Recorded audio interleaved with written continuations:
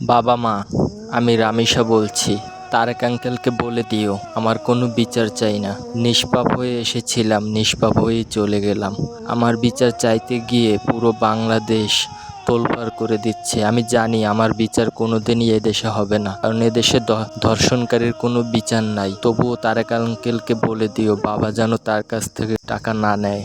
নিষ্পাপ হয়ে এসেছি, নিষ্পাপ হয়ে চলে গেলাম, রেখে গেলাম কিছু স্মৃতি। হে পৃথিবীর মানুষ, তোমরা সবাই ভালো থেকো, কারণ আমি জানি এই বাংলাদেশে ধর্ষণকারীর কোনো বিচার নাই। তাই চলে গেলাম, সবাই ভালো থেকো। মা বাবা জানো, আমি না প্রচুর কষ্ট পাইছি। ওই জানোয়ারটা যখন হিংস্র বাঘের মতো আমার শরীরের পরে ঝাঁপিয়ে পড়ছিল, তখন আমি কষ্টে অনেক চিৎকার করছি, কিন্তু কেউ ছুটে আসে নাই। ওই জানোয়ারটার বউ পর্যন্ত পাশে বসে বসে দেখছে, তারপরেও সে একটু ধরে নাই। তারপরে মা জানো, ও যখন আমার গলায় ছুরি চালাই দিছিল না, তখনও আমি অনেক কষ্ট পাইছি, অনেক চিৎকার করছি। মৃত্যুর যন্ত্রণাটা যে কত ভয়াবহ সেটা আমি দেখছি জীবিত থাকাকালীন। তবে বাংলাদেশের মানুষের কাছে একটা কথাই বলি, আমার কোনো বিচারের দরকার নাই, কারণ জানি এই বিচার আমি পাবো না। তাই সবাই সামনে থেকে হারিয়ে গেলাম। যেভাবে নিষ্পাপ হয়ে এসেছি সেভাবেই চলে গেলাম। সবাই ভালো থেকো।